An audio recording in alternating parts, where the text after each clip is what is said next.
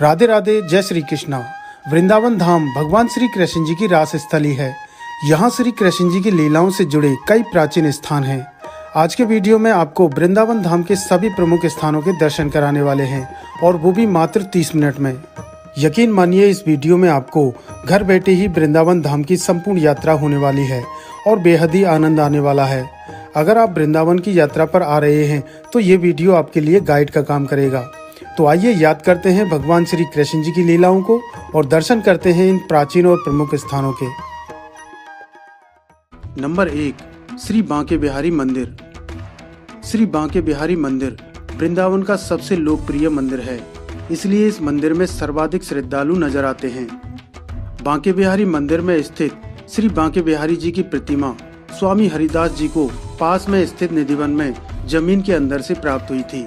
गर्मियों में यह मंदिर सुबह 7:45 से 12 बजे तक और शाम को 5:30 बजे से 9:30 बजे तक खुलता है। वहीं सर्दियों में यह मंदिर सुबह 8:45 से 1 बजे तक और शाम को 4:30 से 8:30 बजे तक दर्शनों के लिए खुलता है। नंबर 2, श्री गोविंद देव जी मंदिर। 16वीं शताब्दी में जयपुर के राजा मानसिंह द्वारा निर्मित यह मंदिर कभी एक भव्य मंदिर रहा होगा। लाल बलुआ पत्थर से बना हुआ यह मंदिर एक समय 7 तलों का मंदिर था। इसके ऊपरी 3 से 4 तलों को औरंगजेब ने ध्वस्त कर दिया था। वर्तमान में यह मंदिर शिखर रहित है। शिखर के बिना भी यह मंदिर अत्यंत विशाल प्रतीत होता है। अपने स्वर्णिम काल में यह अखंडित मंदिर कितना भव्य रहा होगा, आज हम केवल कल्पना ही कर सकते हैं। गलियों में भ्रमण करते समय अपने लाल रंग के साथ यह मंदिर आसपास की दुकानों के समूह में एक पृथक छवि प्रस्तुत करता है। 18वीं सदी में जब इस मंदिर पर आक्रमण किया गया था, तब भगवान की प्रतिमा को जयपुर स्थानांतरित कर दिया गया था। उसी विग्रह की अब जयपुर के गोविंद देव जी के मंदिर में प्रतिदिन 7 बार पूजा अर्चना की जाती है। नंबर 3, श्री रंगनाथ जी मंदिर।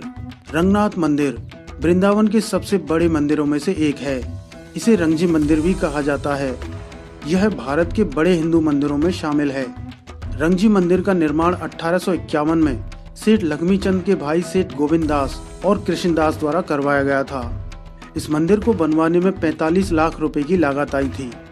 उस समय रंगजी मंदिर भारत के सबसे अमीर हिंदू मंदिरों की लिस्ट में शामिल था। रंगनाथ मंदिर में भगवान रंगनाथ के सामने 60 फीट ऊंचा और लगभग 20 फीट भूमि के भीतर धंसा हुआ तांबे का एक ध्वज स्तंभ है। इस अकेले स्तंभ की लागत 10,000 रुपए आई थी।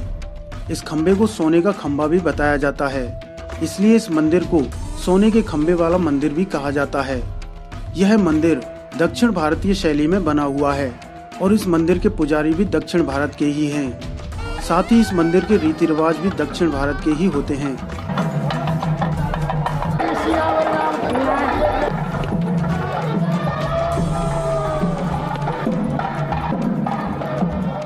इस मंदिर में भ्रमण करते समय आपको दक्षिण भारत के मंदिरों जैसा ही अनुभव होता है। तो आप जब भी वृंदावन आएं तो रंगजी मंदिर के दर्शन जरूर कीजिएगा।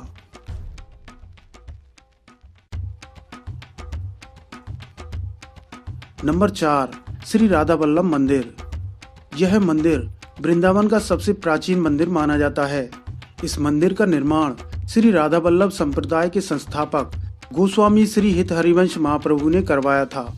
मुगलों के आक्रमण के समय मूल मंदिर को क्षतिग्रस्त कर दिया गया था। उस समय श्री राधा वल्लभ जी की इस प्रतिमा को राजस्थान के भरतपुर जिले में ले जाया गया। पूरे 123 वर्ष बाद फिर से राधा वल्लभ जी की प्रतिमा को वृंदावन लाया गया और नए मंदिर का निर्माण कराया गया।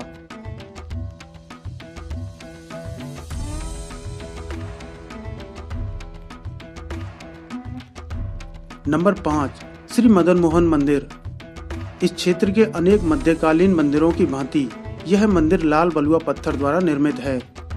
यह ऊंचा मंदिर कालीदह घाट के समीप एक ऊंचे टीले पर स्थित है।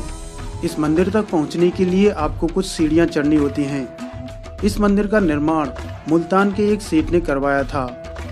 मुगलों के आक्रमण के दौरान इस मंदिर की मूल प्रतिमा को राजस्थान के करौली जिले स्थानांतरित कर दिया गया था। करौली में उनका भव्य मंदिर आज भी स्थापित है और इस मंदिर में अब उसी प्रतिमा के प्रतिरूप की आराधना की जाती है।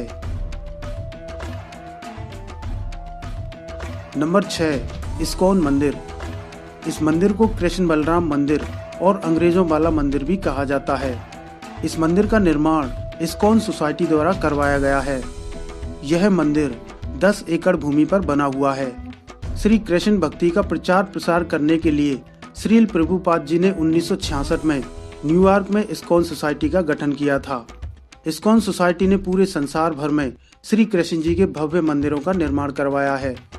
इस्कॉन सोसाइटी द्वारा ही दुनिया का सबसे ऊंचा मंदिर चंद्रोदय मंदिर वृंदावन धाम में बनवाया जा रहा है। श्री कृष्ण बलराम जी को समर्पित इस मंदिर में प्रवेश करते ही श्रील प्रभुपाद जी का समाधि स्थल बना हुआ है और आगे चलकर आप मुख्य मंदिर में प्रवेश करते हैं, जहां श्री कृष्ण बलराम जी की सुंदर प्रतिमाओं के दर्शन होते हैं।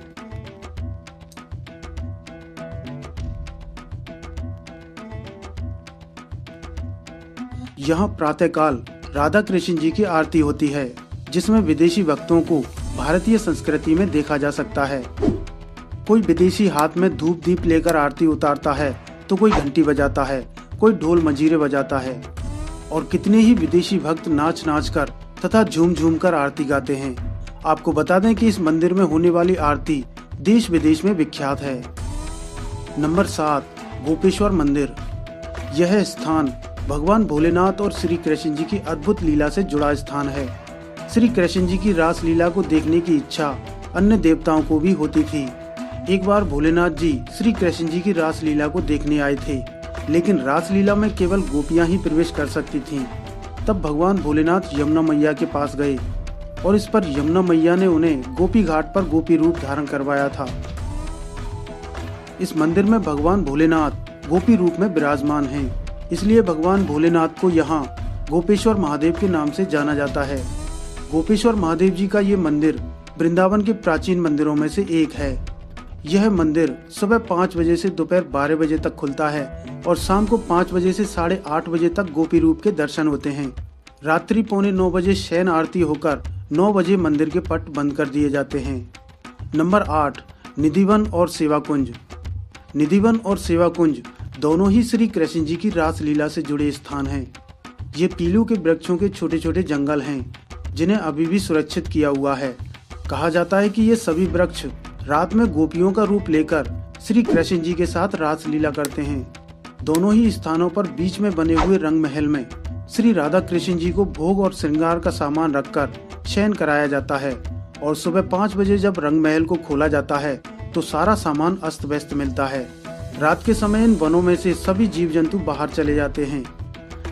नंबर 9, राधा रमन मंदिर। इस मंदिर को वृंदावन का सबसे पवित्र और पूजनीय मंदिर माना जाता है। इस मंदिर का निर्माण 1542 में गोपाल भट्ट स्वामी जी के निवेदन पर करवाया गया था। इस मंदिर में गोपाल भट्ट स्वामी जी के सेवित विग्रह श्री राधा रमन जी की पूजा की जाती है। मंदिर में स्थित श्री राधा रमन जी के विषय में कहा जाता है कि स्वामी गोपाल भट्ट जी 12 शालिग्रामों के साथ वृंदावन में आए थे। उनमें से दामोदर शालिग्राम से श्री राधा रमन जी प्रकट हुए।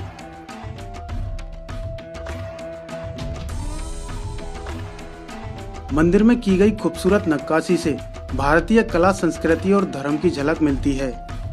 यह मंदिर सुबह 8 बजे से दोपहर 12 बजे तक और शाम को 3 बजे से रात्रि 8 बजे तक खुलता है।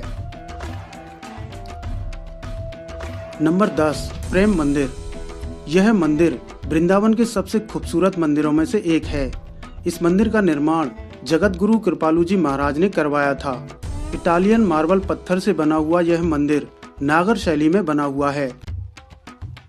इस मंदिर का शिलान्यास 14 जनवरी सन 2001 को जगत गुरु कृपालू जी महाराज ने किया था। इस मंदिर को बनाने में राजस्थान और उत्तर प्रदेश के लगभग 1000 शिल्पकारों ने मिलकर कार्य किया था और मंदिर को बनने में 11 वर्ष का समय लगा। 17 फरवरी सन 2012 को मंदिर में प्राण प्रतिष्ठा की गई। श्री राधा कृष्ण जी को समर्पित इस मंदिर के चारों ओर की हरियाली और झांकियां बेहद ही खूबसूरत हैं। जन्माष्टमी पर यहाँ विशेष इलेक्ट्रॉनिक झांकियां सजाई जाती हैं और रात्रि में रंगीन फुहारों का शो भी दिखाया जाता है। यह मंदिर वृंदावन के अन्य मंदिरों की भांति सुबह 5 बजे से दोपहर 12 बजे तक और शाम को 4 बजे से 8 बजे तक खुलता है। राधा रानी मानसरोवर। यह एक सरोवर है जो वृंदावन से 5 किलोमीटर की दूरी पर है। वृंदावन से श्री राधा रानी मानसरोवर जाने के लिए आपको यमुना पार करनी होती है।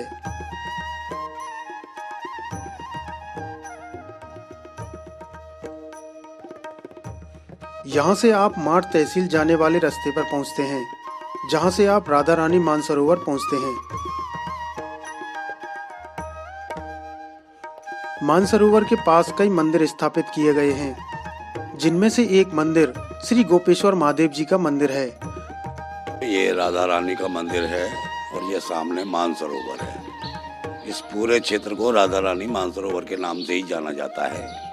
यहाँ राधा रानी भगवान कृष्ण से महारास में मान करके यानी रूठ के विराजमान है। भगवान कृष्ण से रूठ के आई हैं तो उनकी प्रेम विरह में उनके नेत्रों से आंसू बहे हैं। उन आंसुओं से ये सरोवर बना और ये सरोवर मानसरोवर कहलाया। पूर्णिमा और अमावस्या पर विशेष रूप से यहाँ मेला लगता है। अपने ग्रामीण श्रद्धालुओं की मात्रा भारी मात्रा में लोग आते हैं और अपनी मनौती मानते हैं और दर्शन करके अपना वो करते हैं। यहाँ मूल रूप से फागुन बदी एकादशी को मेला लगता है, जिसमें राधा वल्लभ संप्रदाय के लोग यहाँ समाज गायन करने आते हैं और राधा अष्टमी का मेला बहुत धूमधाम से मनाया जाता है। मीराबाई मंदिर। श्री कृष्ण जी की अनन्य भक्त मीराबाई को कौन नहीं जानता। आज से लगभग 550 वर्ष पहले सन 1524 से 1539 तक मीराबाई 15 वर्ष तक वृंदावन में रही थी। यहाँ आज भी उनकी वह भजन कुटी सुरक्षित है, जहाँ मीराबाई घंटों श्री कृष्ण जी की भक्ति किया करती थी। इसी भजन कुटी में श्री कृष्ण जी उन्हें दर्शन भी दिया करते थे। मीराबाई जी के देवर ने उन्हें मारने के लिए फूलों की टोकरी में सांप रखकर भेजा था, जो शालिग्राम में बदल गया। वह शालिग्राम आज भी इस मंदिर में रखा हुआ है। इसके अलावा इस मंदिर में श्री राधा रानी, श्री कृष्ण जी और माता मीराबाई की सुंदर प्रतिमा स्थापित हैं। यह मंदिर निधिवन और शाहजी मंदिर के पास स्थित है और इस मंदिर की देखभाल यहाँ के सेवायत श्री प्रद्युम्न प्रताप सिंह जी करते हैं। सन 1979 में बनी सुपरहिट फिल्म मीरा में मीराबाई का किरदार निभाने वाली अभिनेत्री और मथुरा की सांसद हेमा मालिनी मीराबाई जी की भक्ति से प्रभावित होकर लगभग 20 वर्षों से इस मंदिर में दर्शन करने आती हैं।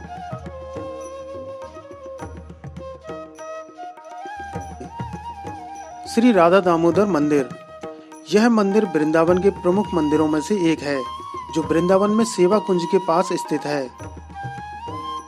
इस मंदिर में गोवर्धन पर्वत की एक शिला रखी हुई है, जिस पर श्री कृष्ण जी के पैरों के निशान, बंसी का निशान और गाय के पैर का निशान बना हुआ है। इस कारण इस मंदिर के विषय में कहा जाता है कि इस मंदिर की 4 परिक्रमा कर लेने से गोवर्धन पर्वत की एक संपूर्ण परिक्रमा का फल मिलता है। यह मंदिर दर्शन करने का मंदिर का नाम है राधा दामोदर जी का मंदिर। ये सप्त देवालयों में से एक है, प्रमुख है। यहाँ पर विशेष दर्शन है 4 गोस्वामी के 4 ठाकुर हैं।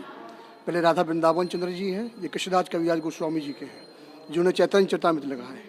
बीच में राधा दामोदर जी हैं, ये जीव गोस्वामी जी के हैं। जब मीराबाई जी वृंदावन में आई थी तो सबसे पहले किन से मिली थी? जीव गोस्वामी से। उन्हीं के ठाकुर है राधा दामोदर। इनके बाद है राधा माधव, ये कवि जयदेव गोस्वामी जी के हैं, जिन्होंने गीत गोविंद लिखा है। लास्ट में है राधा छल जीकर, ये भूगर गोस्वामी जी के हैं, जो सबसे पहले वृंदावन में आए थे। एवं यहाँ विशेष दर्शन है गिरिराज गोवर्धन जी की शिला। इसमें भगवान जी का दाहिना चरण है, गाय का खुर है, लकुटी है, बंसी है। यह 4 चिन्ह भगवान जी ने सनातन गोस्वामी जी को दिया है।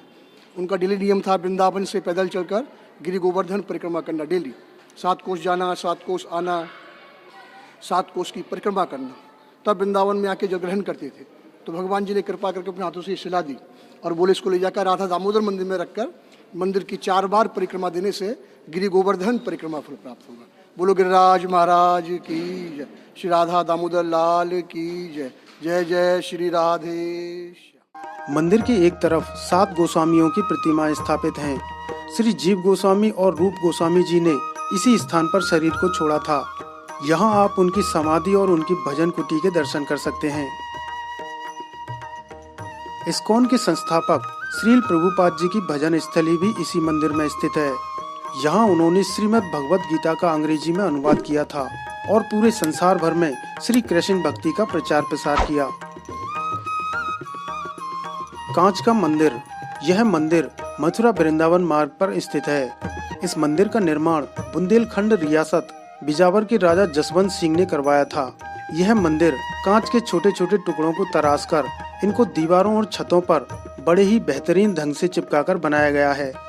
बिजावर महाराज ने बेल्जियम से कांच मंगवाकर इस मंदिर का निर्माण करवाया था।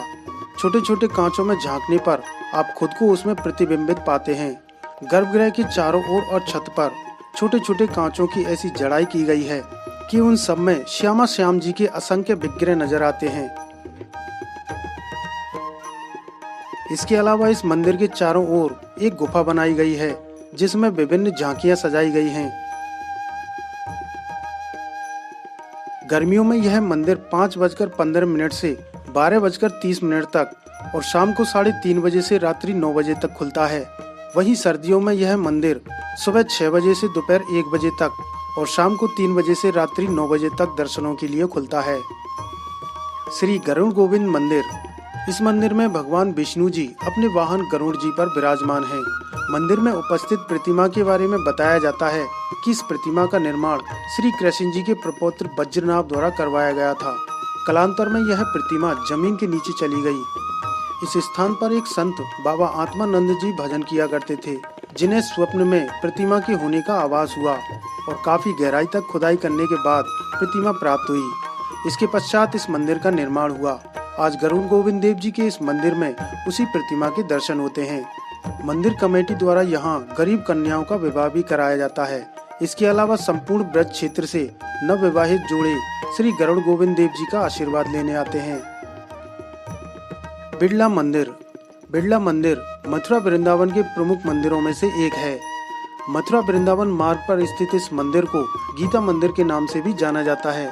बिड़ला जी का यह मंदिर मथुरा से 5 किलोमीटर की दूरी पर वृंदावन मार्ग पर स्थित है। मंदिर के अंदर का प्रांगण काफी बड़ा है, जिसमें मध्य में सुदर्शनधारी श्री कृष्ण जी विराजमान हैं। दाएं तरफ श्री हरि विष्णु जी और लक्ष्मी जी विराजमान हैं और बाएं ओर श्री सीताराम जी विराजमान हैं। सफेद संगमरमर से बनी ये प्रतिमाएं बेहद खूबसूरत हैं और हर समय जगमगाती रहती हैं। मंदिर के सामने श्री हरि विष्णु के वाहन श्री गरुड़ देव जी श्री हरि के सामने हाथ जोड़कर विराजमान हैं। मंदिर के बाएं हिस्से में लाल पत्थर से बना एक ऊंचा स्तंभ है, जिसे गीता स्तंभ कहा जाता है, क्योंकि इस स्तंभ के ऊपरी भाग में संपूर्ण गीता के अध्याय और 700 श्लोक अंकित हैं, जबकि स्तंभ के निचले भाग में वेदों और उपनिषदों से संबंधित जानकारी दी गई है। स्तंभ के निचले हिस्से में महाभारत से संबंधित चित्रण किया गया है। इस स्तंभ के पास एक रथ बना हुआ है, जिस पर भगवत गीता और शंख की आकृति बनी हुई है। मंदिर के बाएं भाग में दक्षिण मुखी हनुमान जी का मंदिर है। हनुमान जी की प्रतिमा का मुख दक्षिण की दिशा में है, इसलिए इन्हें दक्षिण मुखी हनुमान जी कहा जाता है। मंदिर का परिसर काफी बड़ा है और चारों ओर हरियाली से आच्छादित है।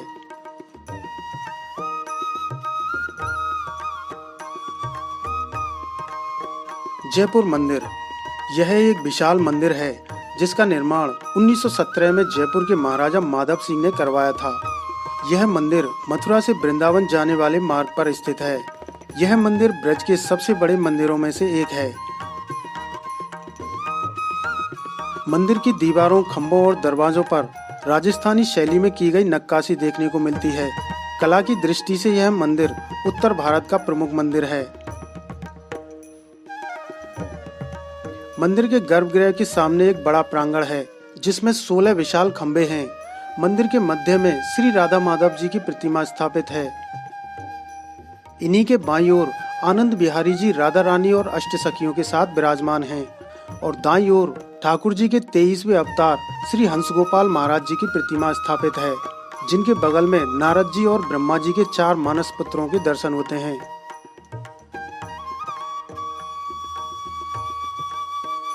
मंदिर के चारों तरफ कमरे बने हुए हैं, जिनमें ठाकुर जी के भक्तों और विद्वानों के ठहरने की व्यवस्था की जाती थी।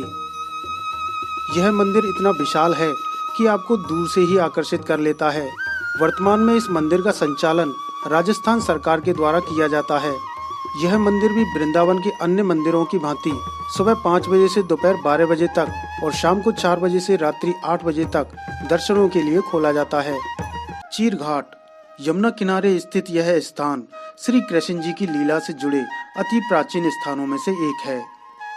यहाँ श्री कृष्ण जी ने यमुना में स्नान करती गोपिकाओं को सबक सिखाने के लिए उनके वस्त्रों को चुराकर कदम के वृक्ष पर टांग दिया था। यहाँ कदम का एक विशाल वृक्ष है जो श्री कृष्ण जी की उस लीला का प्रतीक माना जाता है। ऐसा माना जाता है कि यह वृक्ष भगवान श्री कृष्ण जी की शरारतों का प्रतीक है जो आज भी चीर घाट पर स्थित है। श्री कृष्ण जी के प्रति श्रद्धा के रूप में इस पेड़ की शाखा पर चीर बांधे जाते हैं। वास्तव में इस वृक्ष विशेष की ऐसी ख्याति है कि लोग आज भी इसकी पूजा करते हैं। यह एक शांत स्थान है जो वृंदावन के आध्यात्म रस में रसलील होने की एक अच्छी जगह है, क्योंकि यहाँ बैठकर आप नटखट भगवान श्री कृष्ण और उनकी गोपिकाओं के बारे में चिंतन कर सकते हैं।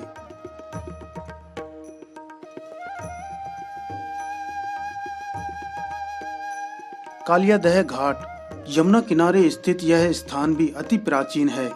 इस स्थान पर श्री कृष्ण जी ने कालिया नाग से युद्ध करके उसको हराया था, क्योंकि कालिया नाग कंस का भेजा हुआ राक्षस था। उसने यमुना नदी में इसी स्थान पर अपना निवास स्थान बनाया हुआ था और यमुना में जो भी पशु पक्षी पानी पीने आते थे वो उनको खा जाता था और यमुना जी में उसने अपना विष घोल दिया था। यहाँ एक विशाल कदम का वृक्ष है जिसे श्री कृष्ण जी के समय का बताया जाता है। इसी वृक्ष की शाखा पर चढ़कर श्री कृष्ण जी ने यमुना जी में छलांग लगाई और कालिया नाग से युद्ध करके उसको हराया था। यहाँ कालिया नाग के फन के ऊपर नृत्य करते हुए श्री कृष्ण जी को दिखाया गया है, जिसके चारों ओर कालिया नाग की दासियां हाथ जोड़कर क्षमा मांग रही हैं। केसी घाट, यमुना किनारे यह एक प्राचीन घाट है। श्री कृष्ण जी को मारने के लिए मामा कंस ने केसी नाम का दैत्य भेजा था जो एक काले घोड़े का रूप लेकर आया था। श्री कृष्ण जी ने केसी दैत्य का वध इसी स्थान पर किया था, इसलिए इस घाट का नाम केसी घाट पड़ा। यह वृंदावन का सबसे प्रमुख घाट है। केसी घाट के बगल में गोपी घाट है। एक बार भगवान भोलेनाथ श्री कृष्ण जी की महारास लीला को देखने आए, लेकिन महारास में केवल गोपियां ही प्रवेश कर सकती थीं।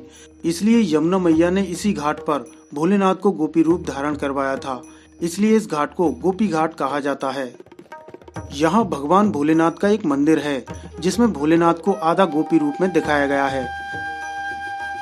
इसके अलावा इस घाट पर कई छोटे मंदिर हैं जिनमें दर्शनार्थी पूजा अर्चना करके यमुना स्नान करते हैं। केसी घाट से यमुना जी का मनोरम दृश्य दिखाई देता है। इस घाट पर प्रति संध्या को यमुना जी की भव्य आरती होती है।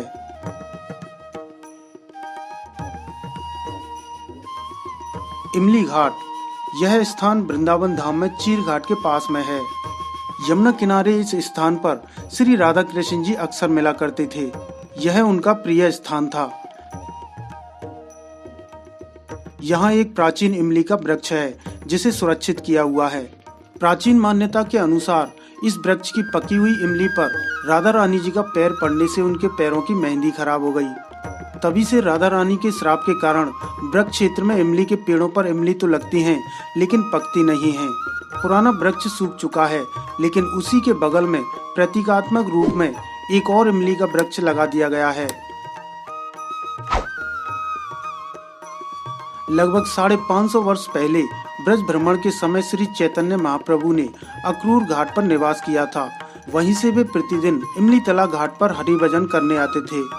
उस समय यहाँ घना जंगल हुआ करता था और काफी शांत स्थान था। यहाँ श्री राधा रानी जी का मंदिर बना हुआ है, जहाँ हर रोज ढेरों श्रद्धालु दर्शन करने आते हैं।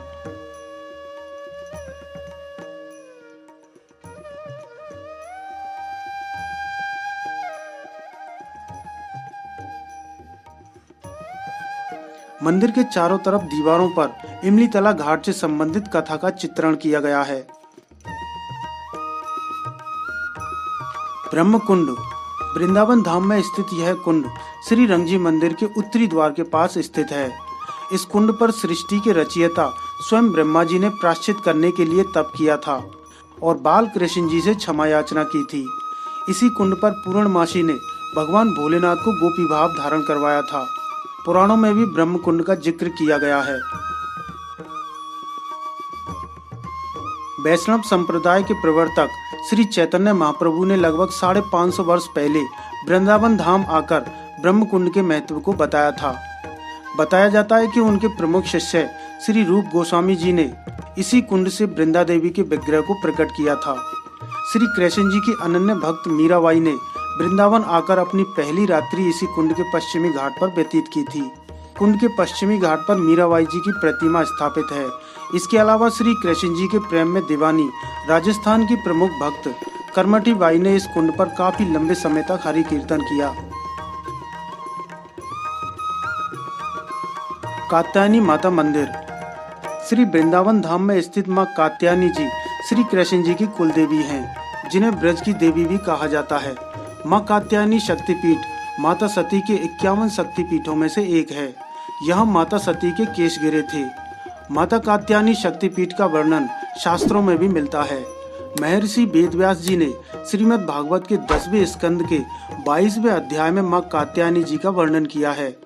श्रीमद् भागवत के अनुसार श्री कृष्ण जी को अपने पति रूप में पाने के लिए ब्रज की गोपिकाओं ने माता कात्यायनी जी की पूजा की थी। ब्रजवासियों के अनुसार कुंवारे युवक और युवतियां मनवांछित वर वधु मांगने के लिए मां कात्यायनी जी की पूजा करते हैं। नवरात्रा के अवसर पर यहाँ मेले का भी आयोजन होता है और देश विदेश से हजारों श्रद्धालु मां कात्यायनी जी का आशीर्वाद लेने आते हैं। मां कात्यायनी शक्तिपीठ रंगजी मंदिर के बगल में 12 बीघा क्षेत्र में स्थित है। इसके 5 बीघा क्षेत्र में राधा बाग बना हुआ है।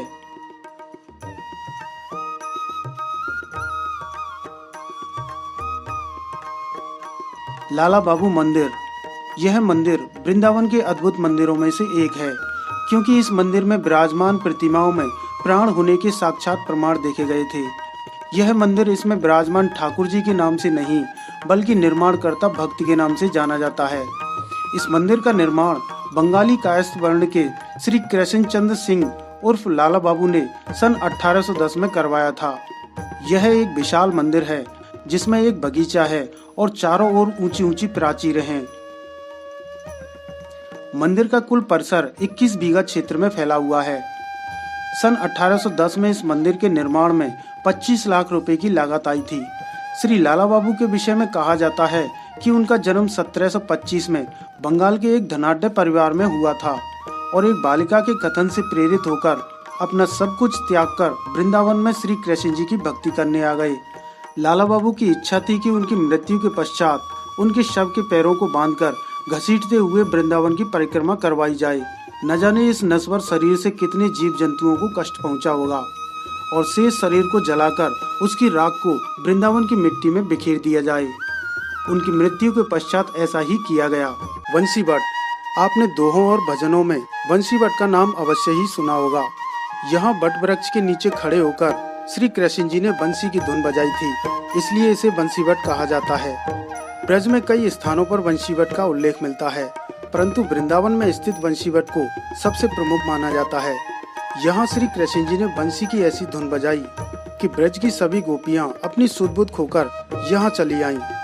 श्री कृष्ण जी ने असंख्य रूपों में हर एक गोपी के साथ महाराज किया। यह स्थान उस महाराज का केंद्र था। यहाँ वह प्राचीन बट वृक्ष आज भी मौजूद है। इसी बट वृक्ष के नीचे परमानंद भट्टाचार्य जी को श्री गोपीनाथ जी के विग्रह प्राप्त हुए थे। इसके अलावा यहाँ श्री राधा कृष्ण जी और अष्ट सखियों के चरण चिन्ह बने हुए हैं।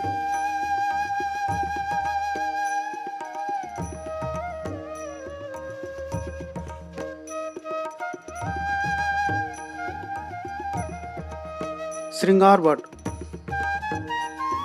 वृंदावन में स्थित यह वह स्थान है जहां वट वृक्ष के नीचे श्री कृष्ण जी ने राधा रानी जी का श्रृंगार किया था। यह स्थान यमुना किनारे श्रृंगार घाट के पास स्थित है। मान्यता है कि महाराज के दौरान जब श्री कृष्ण जी हर एक गोपी के साथ रास कर रहे थे तो गोपियों को सौभाग्य मद आ गया कि कृष्ण सिर्फ उनके ही हैं। तब श्री कृष्ण जी गोपियों का मद दूर करने के लिए महाराज से राधा रानी जी को लेकर अंतर्ध्यान हो गए और श्रृंगार वट पर आ गए। यहाँ उन्होंने वट वृक्ष के नीचे श्री राधा रानी जी का श्रृंगार किया था। यहाँ उस वट वृक्ष के अवशेष आज भी सुरक्षित हैं। यहाँ वह रज आज भी सुरक्षित है जिस पर राधा रानी जी अपना श्रृंगार उतार कर लेट गई थी।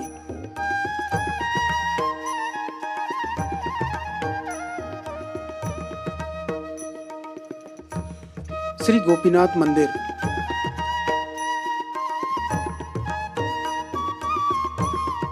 यह मंदिर वृंदावन के प्राचीन मंदिरों में से एक है।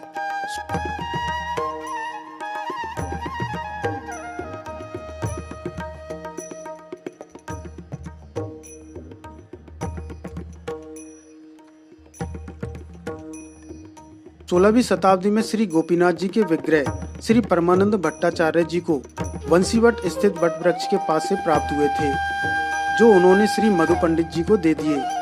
मधु पंडित जी ने इस मंदिर की नींव रखी थी। मुगल आक्रमण के समय श्री गोपीनाथ जी के विग्रह को राजस्थान के जयपुर ले जाया गया और तब से अब तक इस मंदिर में गोपीनाथ जी के विग्रह के उसी प्रतिरूप की पूजा की जाती है और मूल प्रतिमा जयपुर के गोपीनाथ मंदिर में आज भी स्थित है। श्री युगल किशोर मंदिर। वृंदावन में यमुना किनारे केसी घाट के बगल में स्थित यह मंदिर वृंदावन में मुगल आक्रमण की गवाही देता है। इस मंदिर के युगल किशोर जी के विग्रह हरिराम व्यास जी को सेवा कुंज के पास किशोर वन में एक कुएं से प्राप्त हुए थे। हरिराम व्यास मध्य प्रदेश के ओरछा के राजगुरु थे। मुगल आक्रमण के समय श्री युगल किशोर जी के विग्रह को ओरछा के महाराज ओरछा ले गए, जहां ओरछा के पास पन्ना में स्थापित कर दिया। वर्तमान में पन्ना में श्री युगल किशोर जी का भव्य मंदिर बना हुआ है और तब से ही यह मंदिर बंद है।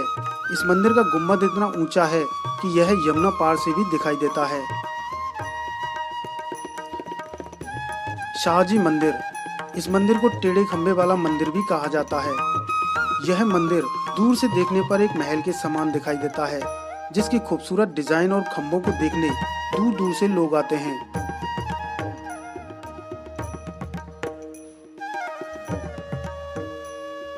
मंदिर में श्री राधा कृष्ण जी की सुंदर प्रतिमा स्थापित है।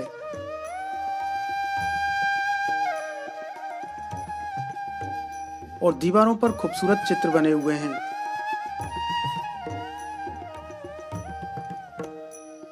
यह मंदिर वृंदावन में निधिवन के पास स्थित है।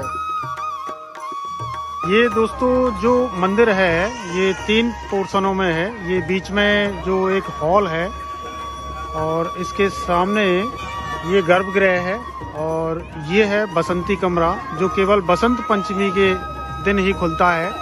यहाँ से ठाकुर जी इस बसंती कमरे में आते हैं और बसंत पंचमी के दिन यहाँ दर्शन देते हैं। और ये जो हॉल है, इस हॉल के जो पीछे है, इस हॉल के पीछे एक सिंहासन बना हुआ है, जहाँ ठाकुर जी केवल सावन के महीने में 11 यानी एकादशी के दिन विराजमान होते हैं और वहाँ फुहारे चलते हैं, रंगीन फुहारे चलते हैं। सवामन शालिग्राम मंदिर। इस मंदिर में आपको सवामन के शालिग्राम जी के दर्शन होते हैं। कहा जाता है कि पूरे विश्व में इनसे बड़े शालिग्राम कहीं नहीं है। इस मंदिर में 2 शालिग्राम शिला रखी हैं, जिनमें से एक शालिग्राम सवामन के हैं, जो हैदराबाद में जमीन के अंदर से प्राप्त हुए थे। इन्हें भगवान विष्णु का अवतार माना जाता है। और दूसरे शालिग्राम जी 40 किलो वजन के हैं, जो नेपाल में गंडक नदी से प्राप्त हुए थे। इन्हें शेषनाग का अवतार माना जाता है। यह मंदिर वृंदावन में लोई बाजार में स्थित है। श्री गोदा बिहारी मंदिर। यह मंदिर वृंदावन के अद्भुत मंदिरों में से एक है, क्योंकि इस मंदिर में सनातन धर्म से संबंधित लगभग सभी देवी देवताओं की प्रतिमाएं स्थापित हैं, जिन्हें बड़े ही बेहतरीन ढंग से अलग अलग लोकों में स्थापित किया गया है। इस मंदिर में स्थापित प्रतिमाएं संपूर्ण सनातन धर्म व संस्कृति का वर्णन करती हैं। मंदिर का प्रांगण काफी विशाल है, जिसमें मध्य में श्री हरि विष्णु माता लक्ष्मी जी के साथ गोलोक धाम में विराजमान हैं। मंदिर की प्रतिमाएं बेहद ही खूबसूरत हैं। अगर आप वृंदावन यात्रा पर आते हैं तो गोदा बिहारी मंदिर के दर्शन अवश्य कीजिएगा। वृंदावन धाम के अन्य प्रमुख स्थानों के दर्शन आप वीडियो के नीचे दिए चैनल इंडियन रील्स के लोगों पर क्लिक करके चैनल पर जाकर देख सकते हैं। वृंदावन के प्रमुख दर्शनीय स्थलों का यह वीडियो आपको कैसा लगा, कमेंट सेक्शन में जरूर बताइएगा। वीडियो पसंद आया हो तो इसे लाइक कीजिए और दोस्तों व परिवार के साथ भी जरूर शेयर कीजिए। मित्रों, इस चैनल पर हम संपूर्ण ब्रजधाम की यात्रा करवाने वाले हैं। अगर आपने अभी तक चैनल इंडियन रील्स को सब्सक्राइब नहीं किया है तो अभी सब्सक्राइब करके घंटी वाला बटन दबाइए और घर बैठे यात्रा का आनंद लीजिए। चैनल सब्सक्राइब करना बिल्कुल फ्री है। तो मिलते हैं वृंदावन धाम यात्रा के अगले एपिसोड में। जय श्री राधे कृष्ण।